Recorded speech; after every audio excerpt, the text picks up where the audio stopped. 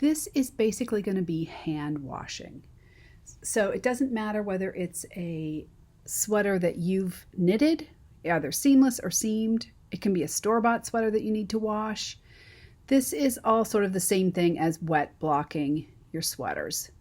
So what I've got in here is some Eucalyptus. It's a no rinse kind of soap. And it's really gentle, and the thing I really like about it is that it is no rinse, which means it's not going to suds or foam. So you don't really need to rinse it on the other end to get the soap out, because it's not really soap. So you just let this soak. Just going to try and get it covered here and let it soak. You can let it soak for between 5 and 20 minutes. Just make sure that the moisture really gets in there.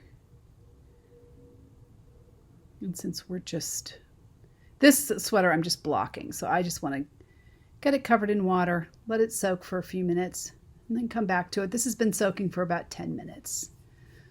So we will move on to the next stage. And the next stage is going to be trying to get as much of this water out as possible, the moisture.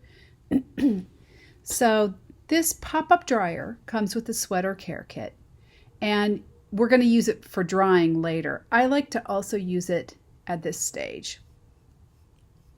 So what I'm going to do is put it between the sweater and the pot or the sink so that I can get this drained. So you can see I'm going to start squeezing all the excess water out, and it starts to feel really floppy. And if you're worried, you know, a sleeve is going to flop back down into the water or go down the drain, I just slide this between the sink or the pot, and then I just keep squeezing. But this helps me keep things sort of tidier as I'm squeezing out the excess moisture. So you just keep squeezing out, and you want to get as much water out as possible at this stage because it's going to cut down on your drying time.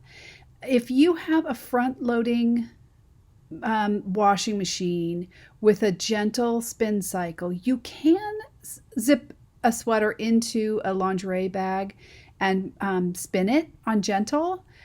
I'm always a little worried about doing that. I don't know. It's probably me being paranoid, but I just squeeze it really well. And then the next step, you can see here I've got the towel, the super absorbent towel that comes in the sweater care kit. And this holds several times its weight in moisture.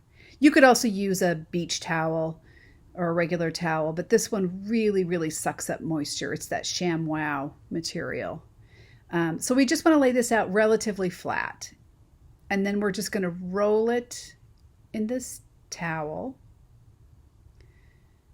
We're not worried about laying it out very carefully at this point. The point here is just, again, to get more moisture out of it all at once. So I just step on it and keep trying to get as much moisture out as possible. And as I said, you can use a beach towel. This all comes in the sweater care kit, and the reason for that is that you can fold it all up and pack it all away in your little sweater care kit that you just get out when you need to do this. You either need to wash some sweaters or block some sweaters. So these are the Knitter's blocks, and it's got a little texture on top and then Eva on the bottom that you see on shoes. And the Eva is formamide and formaldehyde free. So these aren't going to be smelly, chemically smelling. And that little texture on the top keeps the sweater and the whatever you're blocking up off of that Eva foam. So it's going to help it dry a little bit faster because it's going to get a little bit more circulation. And it also protects whatever is underneath from moisture. And then they both come, both the kits, the sweater care kit and the Knitter's block kits, come with towels that have straight edges. This one is the one that comes with the Knitter's Block. This one is the one that comes with the Sweater Care Kit. And this one has both inches and metric. And then this one has just the inches on it. So it's 2.5 centimeters or 1 inch, and it's woven of cotton. So I'll use this one. And you just want this to get the straight edges and to get a measurement on things. And if you are pinning something like a shawl or a scarf, this makes it easy because you've got a nice straight line. I don't use pins when I do sweaters that are finished. I just lay it out, but I use this grid in order to get my measurements.